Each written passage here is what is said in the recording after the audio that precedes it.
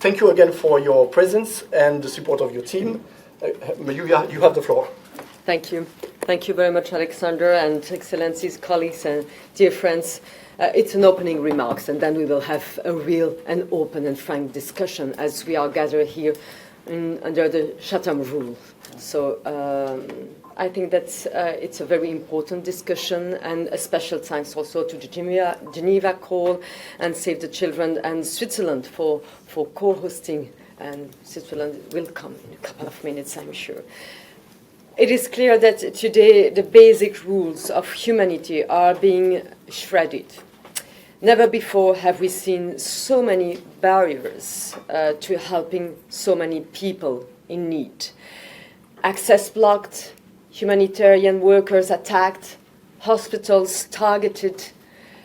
Just last week, for instance, the Al-Rantisi Specialized Children's Hospital in Gaza was bombed 3 times. A heaven of healing turned into a battlefield of brutality. And most tragically, it is children who suffer the most. And right now, more than 473 million children are growing up in conflict zones, the highest number since World War II.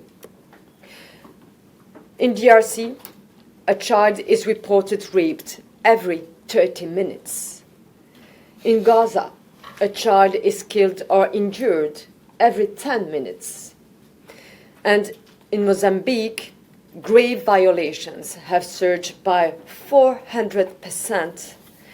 These are lives stolen before they even begin. So, dear friends, these numbers paint a very clear picture. International humanitarian law is increasingly seen as a relic of the past, outdated, ignored, extinct, like maybe the skeleton of a dinosaur at a museum that you visit only when it is convenient. And you might be shocked by this metaphor, but let's use it as a wake-up call.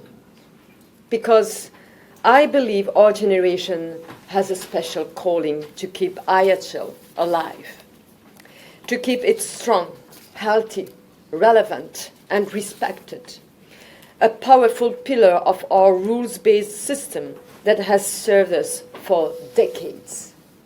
International humanitarian law saves life, full stop. That is why it is important. It keeps hospitals open, schools protected, and aid flowing to the suffering. IHL is not an archaic legal theory. It is a battle-tested and built to the hardest moments of war. And yes, it works if we have the will to use it, and if it respects our common humanity. That's why we are here, not just to talk, but to share what works and to encourage others to follow our lead. These protections must be the rule, not an à la carte menu, one option among many others. Ladies and gentlemen, all of us in this room, we cannot give up on international humanitarian law. This is also the message of the IHL Global Initiative that we fully support. With strong advocacy and humanitarian diplomacy, we can get results. Take South Sudan. Diplomatic efforts led to a ceasefire just in time for children to sit their school exams. Or look at the UN's Children and Armed Conflict mandate over the past 25 years.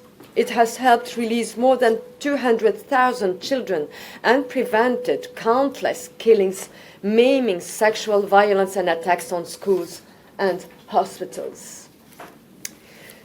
Dear friends, when humanity is under fire, we must be a powerful tsunami, pushing back, demanding respect for IHL, defending children's rights, protecting civilians, hospitals, schools, and, of course, humanitarian workers.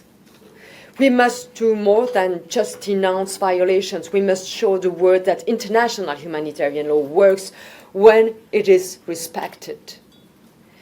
In this world of raw power politics, we can show that compassion is stronger than cruelty, with the strong conviction that we all belong to one common humanity.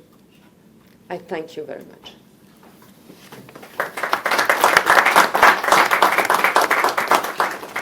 Thank you, Madam Commissioner, for these powerful opening remarks, underlining, of course, the common humanity that we should all be reminded of.